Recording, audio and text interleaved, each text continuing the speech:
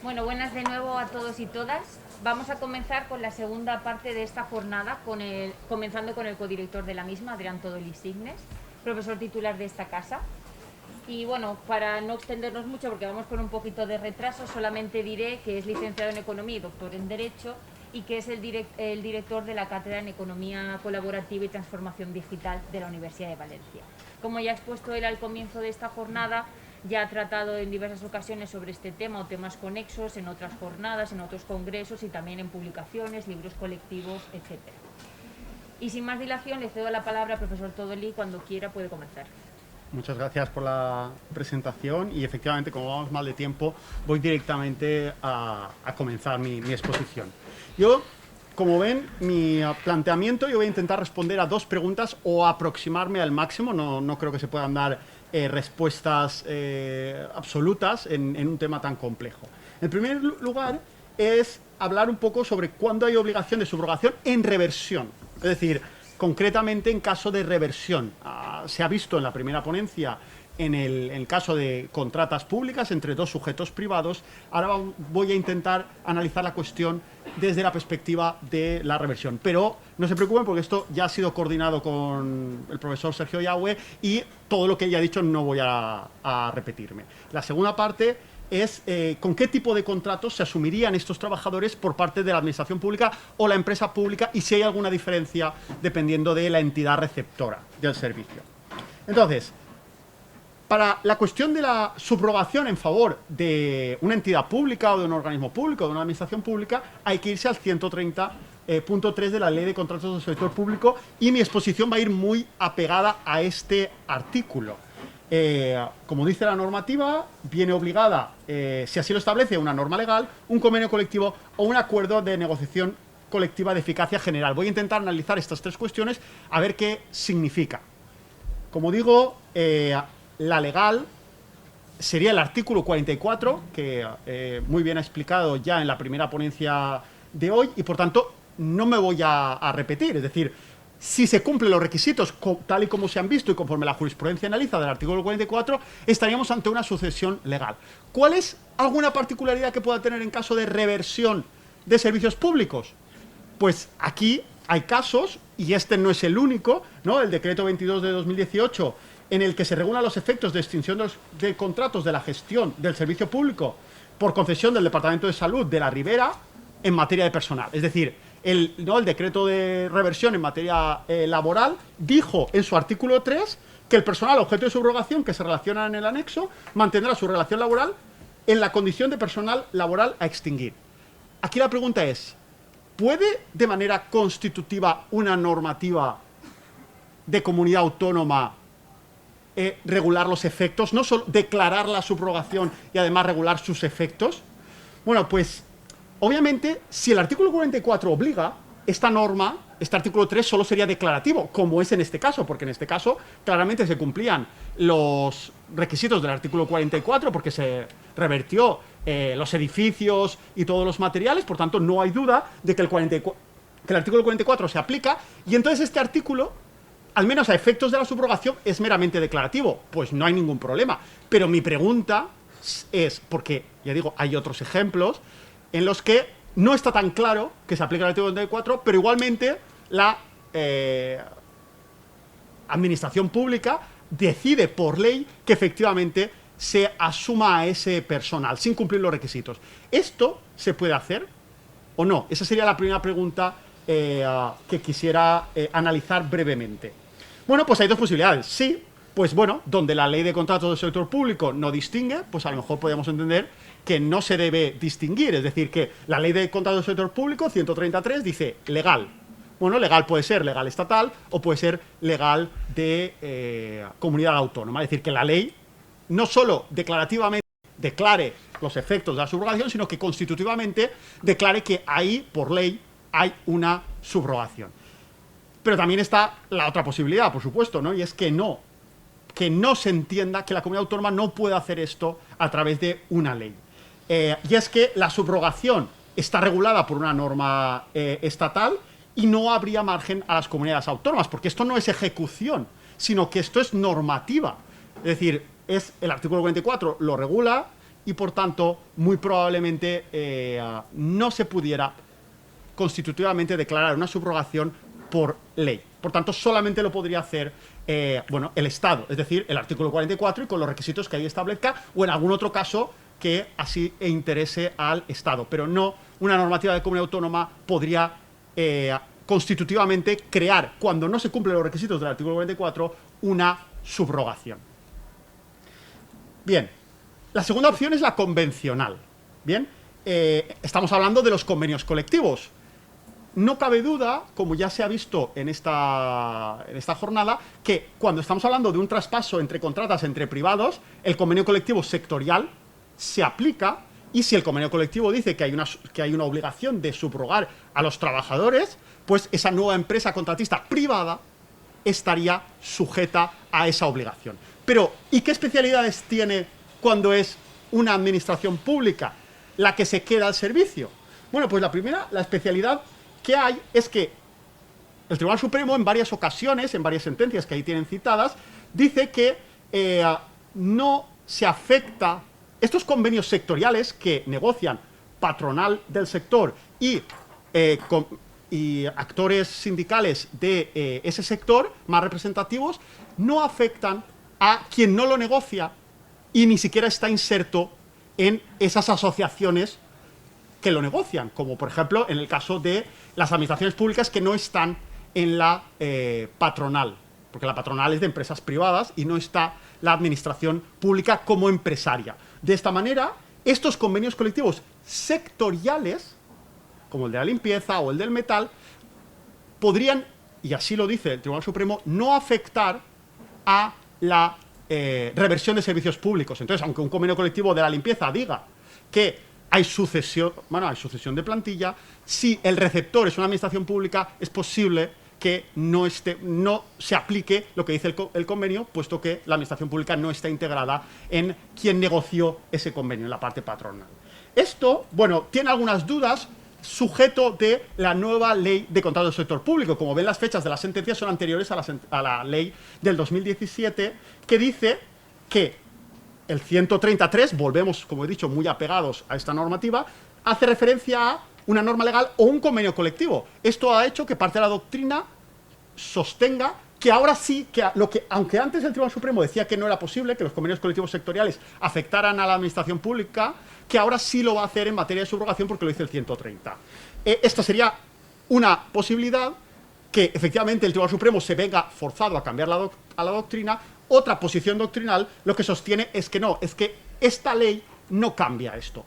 En mi caso, yo me abogo por la segunda opción, es decir, que en realidad no ha cambiado nada. Este 133 de la Ley de Contratos del Sector Público no cambia el hecho de que los convenios colectivos sectoriales, salvo supuestos muy excepcionales, que hay alguna sentencia en este sentido, pero como regla general, no van a afectar a la administración pública, por dos razones principales. La primera es porque, aunque el 130 no lo diga, hay que entender que cuando hace referencia a que un convenio colectivo puede obligar, tiene que ser un convenio colectivo aplicable, ¿no? Es decir, es como cuando hablamos de ley, no hablamos siempre de ley española, pero entendemos que la ley francesa, pues aquí no se aplica. Entonces esto es lo mismo, es decir, aunque no digamos convenio colectivo aplicable, hay que entender que estamos hablando de un convenio colectivo aplicable. Y, como viene tradicionalmente sosteniendo el Tribunal Supremo, esos convenios colectivos sectoriales en materia de subrogación, y ya digo, salvo alguna excepción, no se aplican a las administraciones públicas y por tanto las administraciones públicas no se ven obligadas a revertir. Además, segundo argumento es que, bueno, yo, al menos en mi opinión, romper con el principio de correspondencia, que es un principio básico en derecho del trabajo o en materia de aplicación de los convenios colectivos que está en el artículo 82.3, exigiría más contundencia por parte del legislador. Es decir, si realmente el legislador lo que querría es decir que a partir de ahora los convenios colectivos sectoriales sí que se van a aplicar a la administración pública en materia de reversión, pues, hombre, un poquito más, ¿no?, de ímpetu a la hora de decirlo, sobre todo porque está rompiendo con un principio general y básico. Entonces, no parece que esta sea la intención del legislador. Por tanto, parece ser que cuando hablamos de convenios colectivos, cuando el 133 dice que habrá obligación de subrogación cuando lo diga un convenio colectivo, ¿a qué nos estamos refiriendo?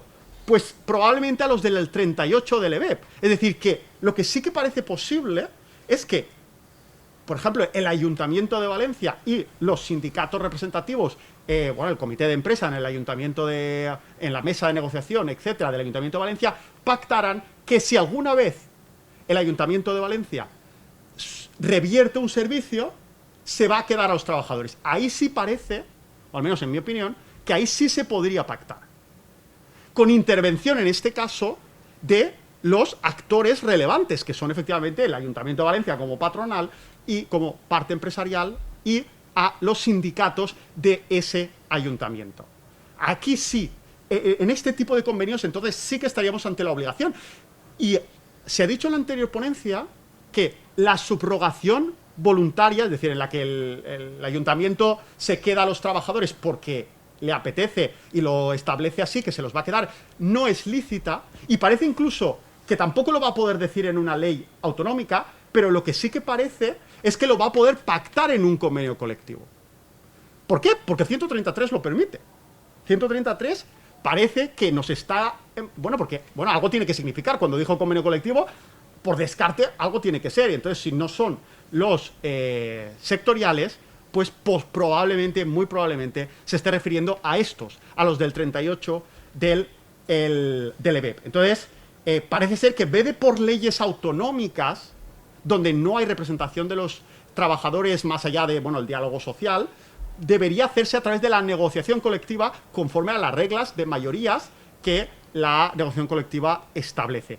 A la hora de si un determinado administración pública quiere quedarse a ciertos trabajadores e incluso regular el contenido de esa relación a futuro, todos esos problemas que hemos estado viendo en las sesiones anteriores del día de hoy, parece ser que a través de una negociación colectiva sí se podrían regular. Volvemos a lo mismo. ¿Por qué? Porque el 133 lo permite, pero no solo porque el 133 lo permite, sino porque esto viene, la negociación colectiva está legitimada por la propia Constitución española. Bien.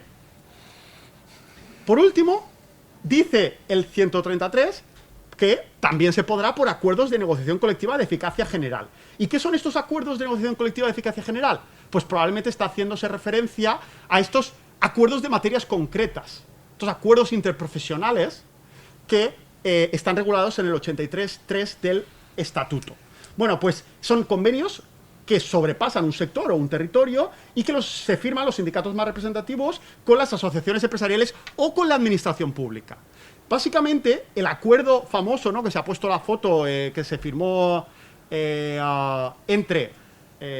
abril de este año, si no recuerdo mal, o en marzo, entre sindicatos y patronal, para que en contratación pública se subrogue, aquí es donde parece ser que, permitido por el 133, la administración pública también podría haber firmado, y entonces en este caso la administración pública se estaría obligando a subrogar a los trabajadores.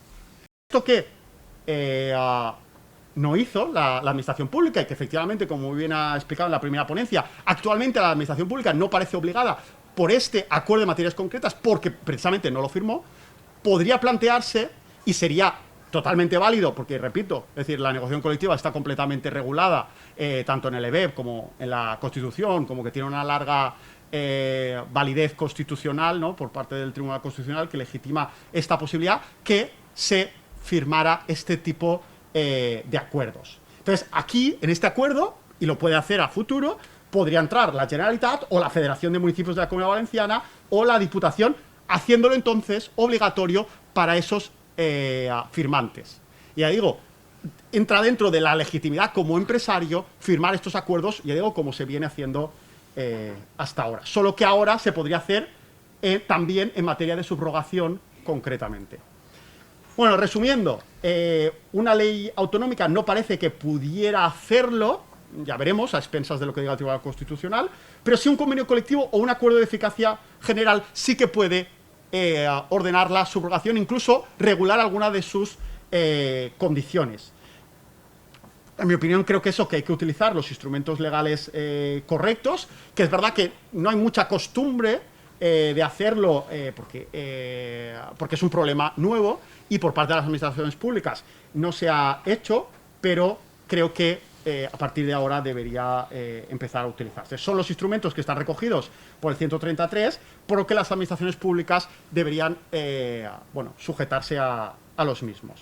Entonces, la otra parte que es con qué tipo de contratos se asumen estos trabajadores. No voy a repetir lo que ya todo el mundo sabemos, ¿no? Que hay una sucesión de empresa por un lado y los principios de mérito y capacidad como enfrentados, y que hay que dar una solución a esto. Lo que sí que me gustaría señalar, porque muchas veces se obvia, es que estos principios constitucionales de acceso a la función pública, el Tribunal Constitucional en varias ocasiones ha dicho que no son aplicables al personal laboral, sino al funcionarial. Por tanto, los principios de acceso al empleado público existen porque lo dice el EBEP, no porque lo diga la Constitución. No son principios constitucionales. O sea, no estamos siempre en una administración pública cuando contratamos personal laboral, es que la Constitución nos obliga a que haya procesos de selección. No, lo dice el EBEP. Sigue siendo obligatorio, sin duda, pero la diferencia es notable, sobre todo cuando nos estamos enfrentando ante una norma europea y una norma que no es ni siquiera constitucional, sino que es de origen legal. Ahí, si entre normativa constitucional y normativa europea, Europa ha dicho que manda la normativa europea, no les quiero decir, entre normativa europea y legalidad ordinaria estatal. En este caso, manda la normativa europea. Por tanto, al final, que esta cuestión efectivamente no está constreñida por la Constitución, sino que depende del desarrollo y de la aplicación del EBEP. Es decir, el EBEP será el que dirá cuándo son necesarios los principios de acceso a la contratación pública y cuándo, al empleo público, y cuándo no. Lo que pasa es que actualmente, con el desarrollo normativo que tenemos, y ahora lo explicaré un poco más, pero básicamente parece que siempre estamos sujetos. Porque, bueno, es verdad que existen dentro del ámbito del EBEP, que exige mérito y capacidad en las administraciones públicas y los organismos públicos de derecho público, pero luego tenemos excluidos del EBEP, pues entidades de derecho privado, entidades mercantiles públicas, fundaciones públicas e incluso mixtas. Pero esto, que parece efectivamente claro, la realidad es que la disposición adicional 1 primera del EBEP establece que incluso a esos que están excluidos del EBEP, los principios de mérito y capacidad también se les aplican a las empresas públicas, etc. De hecho, ha habido algún debate por parte del propio Tribunal Supremo, un cambio de criterio, alguna sentencia, pero lo más reciente, y además por una sentencia de sala, es decir, de pleno, del Tribunal Supremo de la Sala de lo Social, ha dicho que efectivamente los principios de mérito y capacidad se aplican en las empresas públicas, y aquellos trabajadores que no han pasado en empresa pública los principios de mérito y capacidad hay que calificarlos de indefinidos no fijos. ¿Por qué traigo esto a colación? Bueno, pues precisamente aquí ha habido en la Comunidad Valenciana mucho debate del Hospital de Torrevieja, si lo hacemos empresa pública o directamente administración pública. Bueno, hay muchas razones, pero a efectos laborales parece que la conclusión es muy parecida. En ambos casos se aplica la cuestión del mérito y capacidad, con las consecuencias jurídicas que ello implique. Obviamente el régimen jurídico de los trabajadores concretos posteriormente sería distinto, EBEP o derecho laboral, pero al acceso en ambos casos dice el Tribunal Supremo que la normativa estatal establece algún límite a poder consolidar la plaza, sea en empresa pública o sea en administración pública. Bien, entonces, ya terminando, entonces, ¿en qué situación nos encontramos? Pues en una situación bastante compleja, efectivamente. Primero, porque aunque aquí el Tribunal Supremo establezca que efectivamente hay algún límite a consolidar esas plazas, la realidad es que el Tribunal de Justicia de la Unión Europea, precisamente a lo mejor por desconocimiento, pero en cualquier caso establece que no. En el caso de Portugal, en la sentencia Corella-Morella de 13 de junio de 2019, establece expresamente que el mero cambio de titularidad, aunque sea una administración pública, en este caso era un ayuntamiento, no permite que se le obligue a este trabajador a superar un proceso de selección para quedarse y consolidar la plaza. Ni siquiera se le pueden reducir las condiciones por el hecho de pasar a una administración pública. En este caso era un ayuntamiento, un personal que estaba de confianza en una empresa privada, que pasa a una pública y que se le dice que tiene que hacer un concurso, y el Tribunal de Justicia dice que no, que esta persona debe quedarse como estaba y no hacer ningún tipo de concurso. Entonces, tres posibles soluciones que ahí planteo. Fijos no parece que puedan ser de la administración pública, porque implica un cambio de régimen jurídico, es decir, pasaríamos del estatuto al EBEP. Y esto no lo hace la normativa europea, lo único que dice es que se tiene que mantener en el mismo. Entonces, ese cambio de derecho laboral a derecho público o al EBEP, está claro que no parece que pudiera hacerse. Luego, podrían ser indefinidos no fijos. Aquí el régimen jurídico aplicable sería el EBEP, pero claro, tampoco parece que pueda ser aplicable, porque la extinción no se puede producir por cobertura reglamentaria. Entonces, podrían ser un indefinido no fijo cuya... Fijo. Exacto. Indefinido no fijo, fijo. Es decir, cuya... bueno, pues eso, cuya cobertura de la plaza no extinguiría el contrato. Y el último caso, el personal a extinguir, bueno, pues donde la administración pública se compromete a no sacar el concurso, pero el régimen jurídico es el laboral, el estatuto de los trabajadores. Está, bueno, ya digo, tienen que ser los tribunales los que se pronuncien. Lo que sí que creo es que no puede ser la administración pública, y no creo la de comunidad autónoma, la que pueda decidir el régimen jurídico. Van a acabar los tribunales siendo los que decidan, o que efectivamente haya una reforma a nivel estatal. O que bien los convenios colectivos lo regulen, esos convenios colectivos que veníamos hablando, o esos acuerdos, acuerdos de materias concretas, siempre que luego efectivamente esto lo validen los tribunales. La suerte es que los tribunales de lo laboral, pues normalmente a los convenios colectivos los suelen ver con buenos ojos, es decir, suelen aceptar las soluciones negociadas, precisamente por la legitimidad constitucional que tienen su representación. Pero bueno, en cualquier caso, sí que me gustaría, y esto sí que es lo último que digo, es que el personal a extinguir no parece que pueda implicar que sus condiciones no cambien nunca, ya que se rigen por el Estatuto de los Trabajadores. Es decir, que los entren como a extinguir no significa que cambie su régimen jurídico. Lo dice el TJUE, y además es que, además de que todos los derechos del Estatuto de los Trabajadores van a tener que seguir manteniéndolos, es que hay derechos incluso constitucionales, como negociación colectiva o no discriminación, que sin duda parecen aplicables. Entonces yo creo que quería simplemente hacer hincapié en esta cuestión de que, bueno, es que el régimen jurídico, una cosa es el acceso, pero el régimen jurídico tendrá que ser el del estatuto, con todos los derechos que ahí se consideren. Y bien, y con esto termino. Muchísimas gracias. ¿Te parece que sigamos y luego las Vale, preguntas? perfecto, sí, sí.